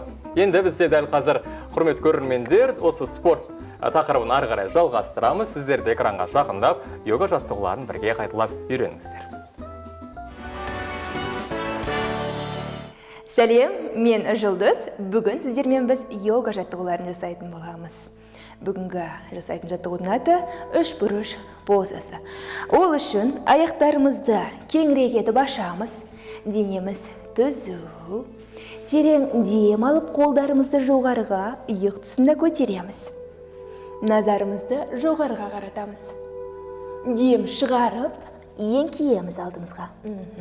Қолдарымызды бірінің жанына бірін қоямыз. Дем алған түрде оң қолды жоғарыға көтереміз. Дем шығарып, қайта орнына алып келеміз. Сол қолымызды жоғарыға көтереміз, назарымыз бас бармақта. Дем шығарамыз, қайта орнына алып келеміз. Ал ендеше бірге. Бір оң қолды көтердік, түсірдік. Сол қолды көтердік, түсірдік. Оң қолды көтердік, түсірдік. Сол қолды көтердік, түсірдік. Қолымызды алдымызға жоғары қарай көтереміз. Дене түзу, екі қолымызды жанымызға қойдық. Ендеше оң аяғымызды оңға қарай бұрамыз. Яғни ұшы оңға қарайды, 90 градуста. Оң қолымызбен оң аяқтың тобығын ұстаймыз, сол қолымыз түзу, жоғарыда, назарымыз бас бармақта. Қаламыз позада, дем аламыз, дем шығарамыз. Денеңізді еркін, бостаңыз. Тамаша аяқтаймыз. Қолымызды түсірдік, аяғымызды қалпына келтірдік. Дәл осылай сол жаққа жасаймыз. Сол аяғымызды 90 градусқа түзу, солға бұрамыз. Және де сол қолымызбен тобық тұсымызды ұстап, оң қолымызды жоғарыға көтереміз. Дәл осы жерде. Тамаша. Аяқтаймыз. Аяғымызды қалпына келтірдік, қолымызды түсірдік. Сіздермен бірге болғаны Жұлдыз, келесі кездескенше.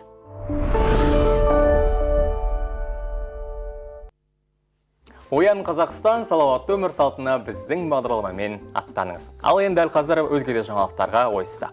Қазақстан ұлттық банкі тілашар коллекциялық монеталарын айналымға шығарды. Жаңа монеталардың бет жағында орталық бөлігінде ою өрнек аясында Қазақстан Республикасының мемлекеттік елтаңбасы, айналдыра Қазақстан Республикасы деген жазулар, төменгі бөлігінде монеталардың номиналын білдіретін жазу орналасады. Монеталардың сырт жағында мектеп атрибуты элементтері бар, балалар суреттерінің бейнелері, монета жасалған металдың сынамасы мен массасы және соғылған жылы көрсетілген жазу бар. Бұл монеталар алдағы уақытта шығатын болады. Теңгенің $1 қатысты бағамы арзандады. Таңғы сауда-саттық мәліметіне қарағанда доллар 45 тиынға төмендеп, 435 теңге 91 теңге болды. Шіркін, ең болмағанда бір 10-20 теңгеге арзандады дегенді естір күн туар мекен, Ердана?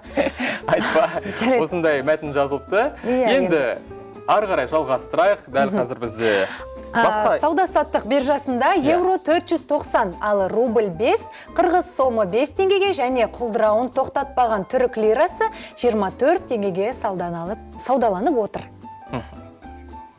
Ал дәл қазір бізде шағын жарнама, одан кейін қайта қауышамыз.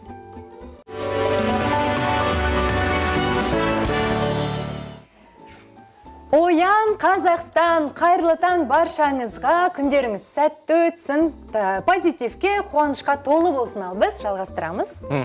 Әлемдегі ең алғашқы Merry Christmas SMS хаты NFT аукционына сатылымға шықты. Бұл хат 1992 жылы 3 желтоқсанда жіберілген екен. SMS Франциядағы Агут аукциондық үйінде қойылды. Жетекшісі Максимилиан Агуттың айтуынша, Францияда бейматериалдық тауарларды аукционда сату тыйым салынған дүние. Сондықтан мәтіндік хатқа санды жақтау арқылы пішін берілді. Ол жерде коды мен хаттамасы көрсетілген. Тарихи SMS хат онлайн сатылады. Одан түскен қаржы Біріккен ұлттар ұйымына жіберіледі. Ары қарай жалғастырамыз. Нагасакидегі канализация қақпақтарына салынған аниме бейнелер жаяу жүргіншілер мен велосипедшілерді таң қалдырды. Осылайша қала әкімшілігі аниме сүйер қауымды қуантты.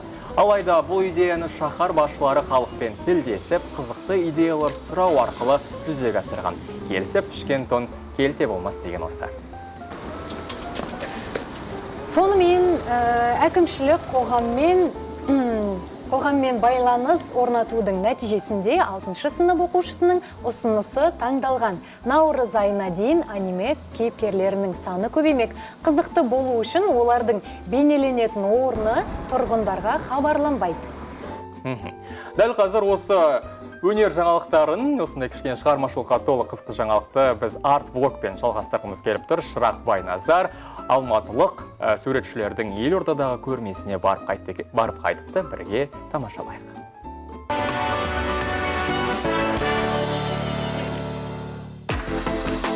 Арт-влог айдары аясында бұған дейін бірталай өнер орталықтарында болдық. Ал бүгінгі көрме бұған дейінгілерден өзгеше. Бүгін біз символизм, сюрреализм, постмодернизм жанрындағы картиналарды тамашалап, олардың мағынасын авторлардың өзінен сұраймыз.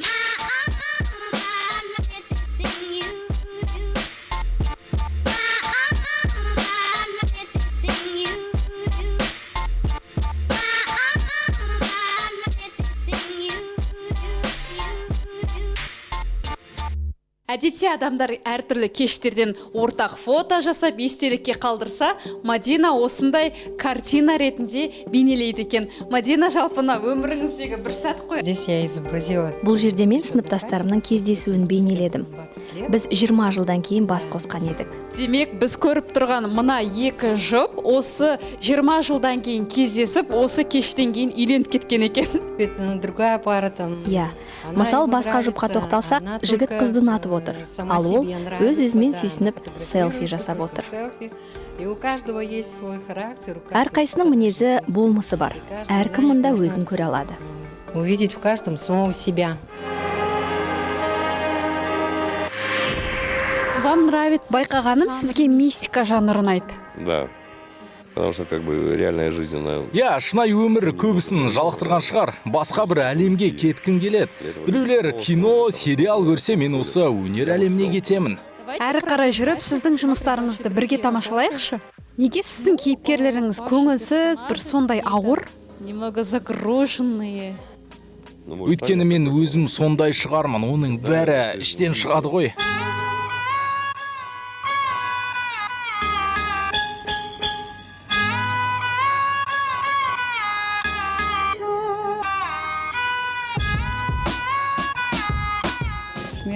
Араластырам, эксперимент жасайм, түрлі заттарды пайдаланам.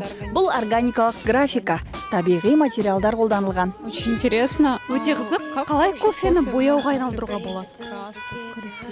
Негізінде оңай екен.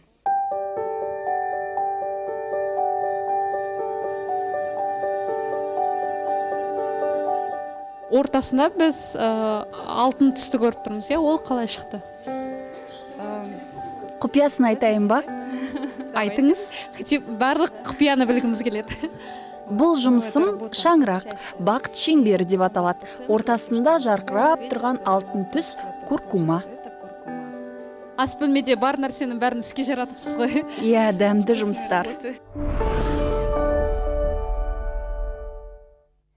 Я, бұл арт-влогты біз арнайы түрде ең қызық жерінен бөліп жібердік. Дәл қазір бізде тұмса табиғатымызға сапар шегіп қайтатын уақыт келген екен. Ал Шырақтың арт-влогының екінші бөлімін сол шалғынған үзілістен кейін көресіздер.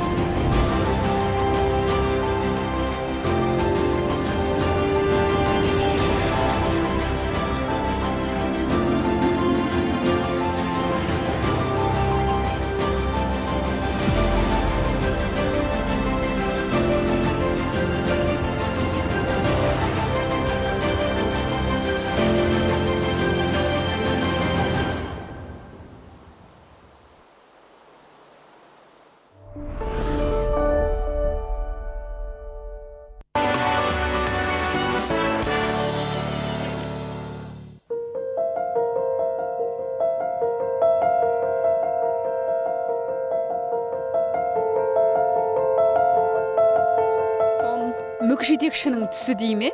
На самом деле это первые люди. Бұл алғашқы адамдар. Хауана мен адам ата жайлы оқиға бар ғой. Кітапқа сенсек, олар жыныстық қатынаспен айналыспаған. Алайда балалар бір жерден пайда болу керек қой. Міне, олар осылай жерден пайда болды. Сондықтан олар осындай біртүрлі. Жерден шықса да қапшықтарының пішіні өте қызық екен. Бірдеңені еске салатындай. И вот мы смотрим на эту картину. Мына жұмысыңызға қарап, мына жерін бұлдыратып қоямыз ба, жоқ па деп ойланып тұрмын. Бұлдыратпаңыздар, бұл жұмысымды ұстазыма арнадым. Әлгі бөлігі ұстазымның жұмысын қайталап салғаным. Очень интересно, что вы өнертанушыларға барып, мына картинамды қандай жанрда салдым деп сұрайтыныңыз қызық екен. Я, өйткені мен өзім білмеймін. Әйтеуір ойымдағыны картина қылып саламын. Олар сол үшін де өнертанушы ғой.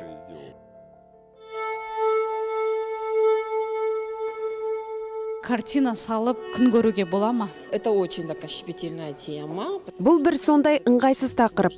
Бұл күрделі жол. Әкемді енді түсіне бастадым. Ол қарсы болды ма? Заметьте, многих. Байқасаңыз, көптеген суретшілер балалары суретші болғанын қаламайды. Бұл оңай жол емес. Әкеңіз суретші болды ма? Әкеңіз суретші? Әкем кескіндемеші болған. Өмірден қайтқанына біраз болды. Оның жұмыстары барлық музейлерде тұр. Кім әкеңіздің есімі? Аманжолов Мағауия. Шынымды айтсам, әкем суретші екенін айтқанды ұнатпайтын едім. Жарайды. Біліп қойдық.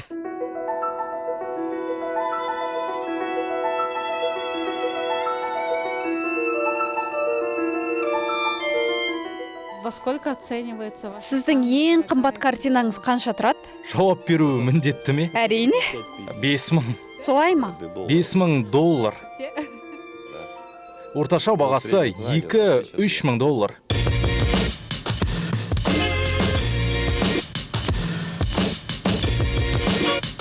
Қазақстанда өнер қалай бағаланады? Жалпы бағалана ма тиісті деңгейде?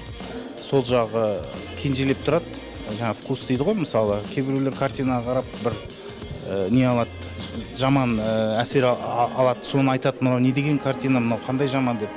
Кейбір суретшілер тіпті айтсақ, бір суретті бір 100 рет салған шығар, соны адамдар ала береді. Ана шын жүректен творчестволық тұрғыда жасаған жұмыстарды қабылдамайды. Сапалы затпен сапасыз жай штампты кішкене соны ажырата алмайды. Қарапайым халық соны түсініп, соны қарап отырса, қазіргі современный неде жаңа лайк басып қатып да, жаңа нелеріне, инстаграмдарына өзіңде міне осы өнердің бір жақ жаңа пұшпағын илеп жүрсің ғой, жаңағы сені көрсін, сендердің мына тақырыптарың әртүрлі қызықты, соны көру керек, соны лайк басу керек, сендерді көтеру керек. Арт-влогтың барлық айдарын қарап шығыңыздар. Айдарын қараңыздар, бұл кісілердің түсіріп жүрген тақырыптары өте керемет. Жаңа өнерге, адамды биікке тәрбиелейтін тақырыптар көп. Құлағыма балдай тамып шағып жатыр. Айта беріңіз, айта беріңіз. Сіздер де осындай көрмелерден қалыс қалмаңыздар, ал дәл қазір бізде шағын жарнама, одан кейін қайта қауышамыз.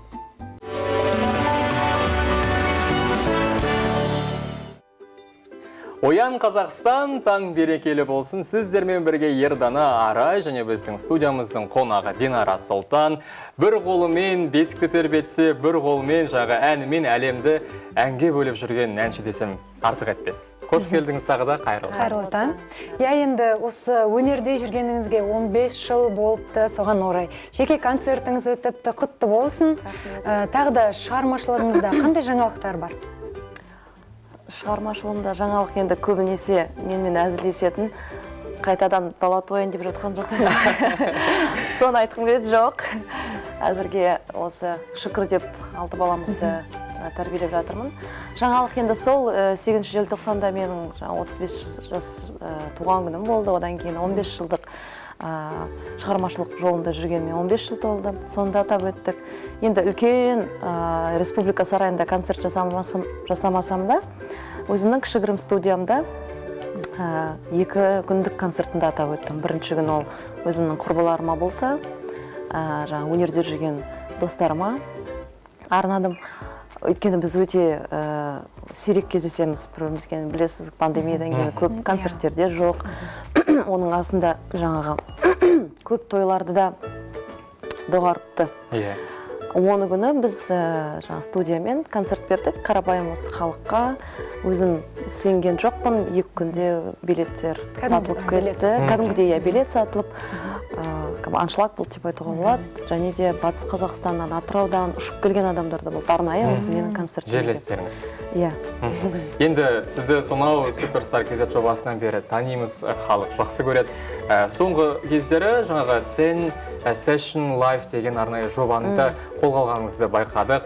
Біраз қазақстандық өнер адамдарының бірге ән айттыңыз, өзіңіздің жаңағы сіңіліңізбен де бірге ән шырқадыңыз. Бұл жоба ары қарай жалғасын таба ма, қалай болар екен? Өйткені тыңдармандар үшін бір ерекше қызық тың дүние болған секілді. Әрине, қазір негізі көп қой ондай жобалар. Мысалы, жаңа өзен, ою деген жанды дауыста жас әншілерді біз халыққа көрсету, таныстыру, және де өзіңді бір жанды дауыста кәдімгідей бір сезініп, қазіргідей прямой эфир сияқты секілді бізде сондай жобалар жасағымыз келеді. Әрине, қазір студияның өзінің де басқа жұмыстары көп болғандықтан біз 1-2 айға тоқтаттық. Бірақ осы жаңа жылдан бастап қайтадан түсірілім басталады. Асыға күтеміз. Ал сол студиядан бөлек сізде тағы өнер мектебі де бар, қателеспесем. Ол мектептің жұмысы қалай жүріп жатыр? Қазір шәкірттеріңіздің қандай жетістіктері бар дегендей? 2020 жылы біздер жолдасыммен бірге пандемияның ең өршіп тұрған кезінде біздер енді қайда кетеміз, қорықтық, не істейміз, салынатын жер салынды. Сол пандемияның кезде 2020 жылы біз ашылдық. Құдайға шүкір, бәрі жақсы, өйткені шынымен де бұл үлкен дәрежеде, үлкен бір махаббатпен салынған дүние. 5 этажды ғимарат, оның ішінде тек қана өнер емес, оның ішінде жаңағы аспаздықта сабақтары болады, актерлік, шеберлік, би, және музыкалық аспаптардың барлық түрлері бар. Вокал енді оны сұрап керек емес шығар, вокалдың неше түрісі. Өзіңіз сабақ бересіз бе? Мен әлі бастаған жоқпын. Негізі былтыр мен магистр қорғағам, вокалдың жаңағы ұстазы деген. Бірақ енді қазір мен көбінесе администраторлық жағымен айналысам. Дегенмен алдағы уақытқа өзіме мақсат қойдым. Өзім кішкентай бір жасөспірім балдарды үйретіп сахнаға шығаруды. Түсінікті. Ал қателеспесем, бүгін ба? Қазақ концертте Дисней ұсынған жаңағы жұлдыздар шеруі концерті өтеді. Сол концерт Астанада алғаш рет жанды дауыста оркестрмен орындалады, бұл концерттің ерекшелігі неде жалпы? Ерекшелігі негізі бұл концерттің біріншіден бұл үлкен оркестр. 70-80 адам отырады оркестрде. Жанды дауыс. Сосын былтыр Алматыда болатын еді бұл концерттер. Мен негізі осы болашақ қоры құрылғаннан бері мен сол болашақ қорының жақын досы деп айтуға болады, досымын. Бүкіл жобаларында мен бірінші орында мен деп тұрамын өзім. Өкінішке орай былтыр мен қатыса алмадым. Жұлдыздар шеруі Алматы қаласында болған кезде, өйткені мен бала-шағамен шетелде болғандықтан мен қалып қойдым. Осы жылы арнайы Алматыдан ұшып келіп, сіздің бағдарламаңызға да үлгерейін деп өте қуаныштымын. Өйткені кешке шынымен де өте әсерлі концерт болайын деп тұр. Бұл лицензионный Диснейдің концерті.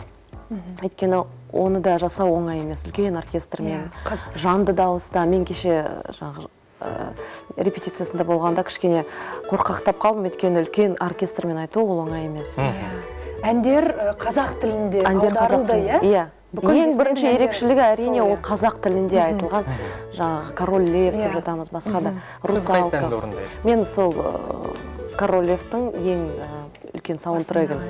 Жаңа кезінде Бейонсе орындаған әнді ма? Жоқ, ол басқа. Кезінде Элтон Джон орындаған, ең бірінші орындаған. Бірдеңе Tonight деген, қалай еді ол ән? Circle of Life. Солай еді. Ерекше ән, Симба Сол дәл қазір сол әннен сәл бір үзінді сұрай аламыз ба? Енді таңертең көп әншілер бізге тамам дайын емес еді, ашылмады деп жатады, бірақ сізде қалай? Ояна алмай тұрмын деп па? Бұл өмір осындай құбылған мәңгі, шарықтау құлау бәрі заңды. Арқарай айтпай қойды. Арқарай қиын.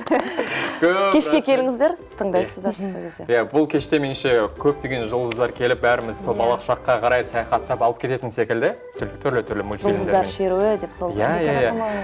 Тағы бір сұрағым, өткендегі бір сұхбатыңызда Жанар Дұғаловамен дуэт орындасам деген секілді бір мақсатыңызды айтып қалдыңыз. Қазір сол ойыңыз жүзеге асты ма? Жанар ханымның қандай бір ұсыныс түсті ме, қалай қарайсыз? Шыны керек, біз Жанар ханыммен жолымыз түспейді, бір-бірімізге кездеспейміз. Мен егер кездестірсем, бізде бәрі қолда жағдай бар, мысалы, мектеп бар, студия бар. Егер қаласаң, бір дүние бірге жасайық деген ой болды. Өйткені мен үшін Жанар вокалдық жағынан өте жоғарғы деңгейде тұр. Және де мысалы, маған да бір үлкен не айтады ғой, опыт болатындай, тәжірибе әрине. Енді әлі ұсыныс берген жоқпын, көре жатармыз. Бірақ уақыт көрсетер дейсіз ғой енді. Сіздердің дуэттеріңіз бір ерекше аңыз дуэт болатын секілді, өйткені екеуіңіз де талай жарыстардың жеңімпаздарысыздар. Айтпақшы, өзіңіз де бағана айтып қалдым, Славян базарында жаңа Сен әнін орындап, ерекше көрерменнің жалпы халықаралық аудиторияның ықыласына бөлендіңіз. Содан бері конкурстарға енді қатыспадыңыз. Сағынған жоқсыз ба жарыстарды, тағы да бір шыңдалып өзгелермен бір бәсекеге түсу деген секілді ойыңызда жоқ па? Негізі, шыны керек, конкурстардың өзінің бір уақыты болады. Мысалы, мен 20-дан жаңағы 27 жасқа дейін қатыса алатын едім. Славян базарында да бір өзінің нелер бар. Не дейтін еді жаңағы? Ережелері бар. 26-27 жасқа дейін қатысып болуың керек па, сондай бір 30 жасқа дейін ба. Содан кейін мен енді қазір шыны керек жасым келді деп айтпай қояйын, бірақ конкурстарға қатысқым келмейді, өйткені сынаған жаңағы барлық неден өткен сияқтымын, жобаларға да қатыстым, суперстардан бастап қанша мен жұлдызды жекпе-жек, 2 жұлдыз, тағы да басқа жаңағы телевизиялық шоуларға көп қатыстым. Өтетін конкурстан өттім, дәлелдедім. Дәл қазір сөзіңіз аузыңызда, бізде дәл қазір шағын жарнаманың уақыты келген екен, одан кейін сұхбатымызды ары қарай жалғастырамыз.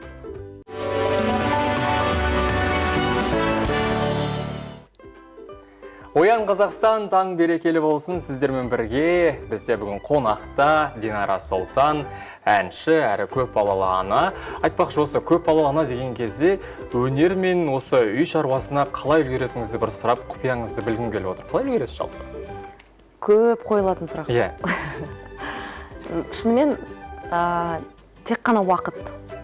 Біздің досымыз да, дұшпанымыз да. Сондықтан уақытты дұрыс қойып білу керек.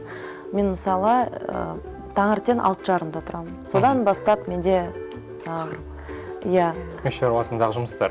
Өзінің жұмысым бар, балаларды сабаққа жіберу, таңғы ас жұбайыма дайындау, тағы да басқа. Соның бәрін орнымен қойса, оның арасында спортқа да барып үлгеру керек. Негізінде көп айтады, спортқа қалай болады үлгеруге? Оған уақыт керек, оған жүруің керек, оған жуынуың керек деген сияқты. Қандай спорт түрімен айналысасыз? Мен тек қана жаңағы фитнесте, одан кейін теннисқа барып жүрмін осы жылы. Негізі, мен айтам ғой, сізде 24 сағат бар. Соның тек 1 сағаты сізге спортқа кетсе болды, жеткілікті.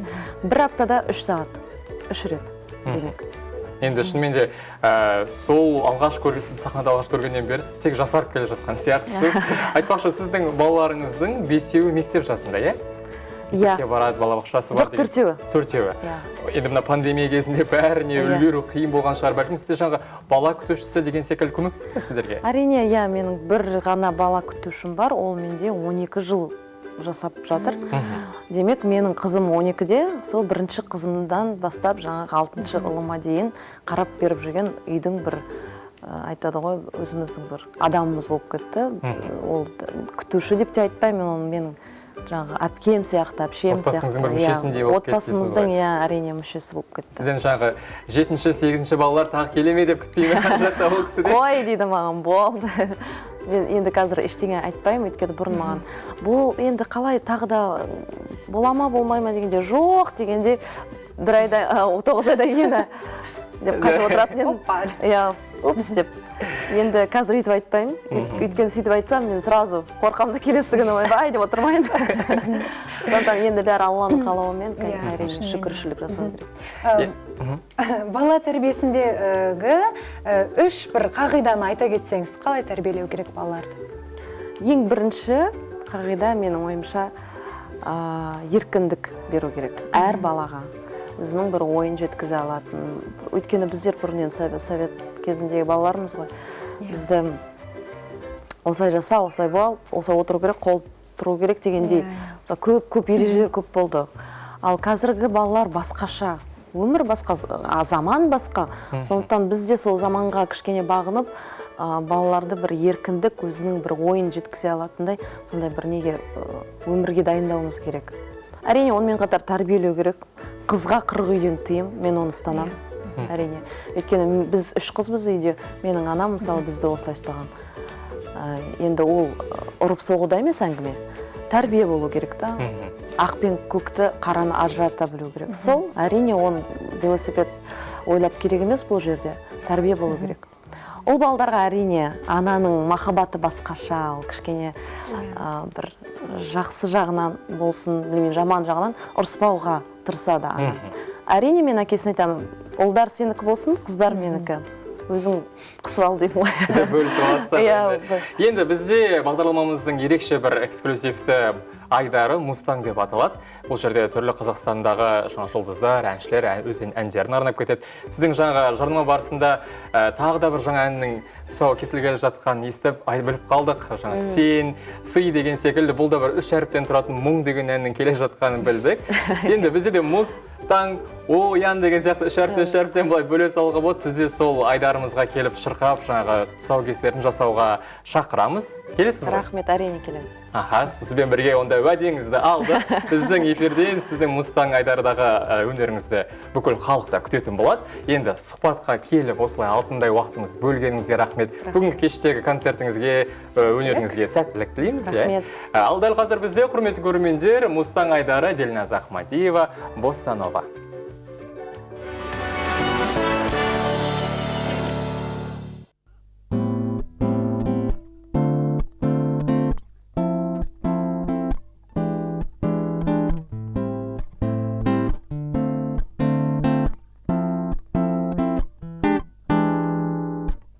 You're one of a kind, I'm not about to mind. I know you feel the same thing. Nothing says more than kiss. I remember your lips and words they've been telling me. Good morning, sweet romance from AM to PM. Seems that I've got an affection. Hug me, say that you never break my life. Gotta take you back to that last day. Nothing is lost and we can't play. I don't wanna throw my love away. Oh no, no, no, no, no, no. Gotta take you back to that last day. With nothing is lost and we can't play. I don't wanna throw my love away. Oh no, no, no, no, no, no. Bring me out of all days which I've met alone. I know you know the same, yeah. My insomnia ignites, I think they put me wise. I can't be without you, babe. Sweet lips, gentle words from AM to PM. Let me get back my affection. Hug me, say that you never say goodbye. Gotta take it back to that last day. Nothing is lost and we can't replay. I don't wanna throw my love away. Oh no, no, no, no, no, no. Gotta take it back to that last day. With nothing is lost and we can't replay. I don't wanna throw my love away.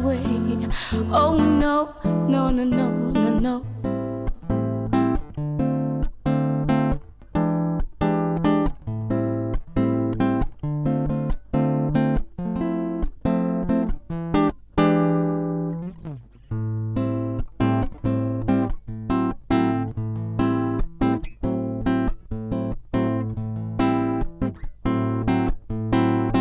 You gotta take it back to the last day.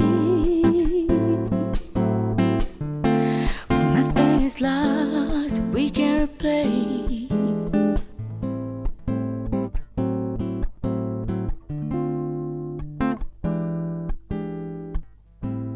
I don't wanna throw my love away. Oh no, no, no, no, no, no.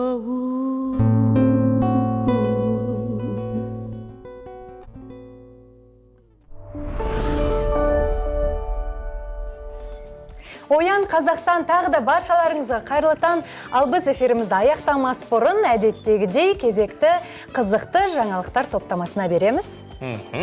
Франциялық офтальмологтар ауылды жерлерді аралап адамдардың көздерін тексеріп жүр. Себебі елдің кейбір аймақтарында көз дертін емдейтін дәрігерлер жетіспейді екен. Ақ халаттылар қажетті аппараттарын көлікке артып алған. Олар күніне 50-ден астам ауыл тұрғындарының көздерін тексеруден өткізіп, кеңестермен бөлісіп жүр.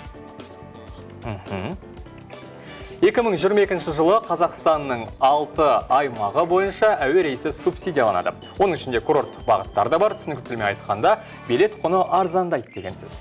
Тасымалдаушы болып СКАТ, Қазақ Эйр және Южное Небо әуе компаниялары бекітілді. Жалпы әуе бағыттары субсидиялау өңірді дамыту үшін әуе бағыттарын тұрақты рейстермен қамтамасыз ету мақсатында жүргізіледі. Алайда бұл компанияларға коммерциялық негізде кіріс деңгейін қамтамасыз етпейді екен. Әйтеуір бізге жеңіл болса жақсы.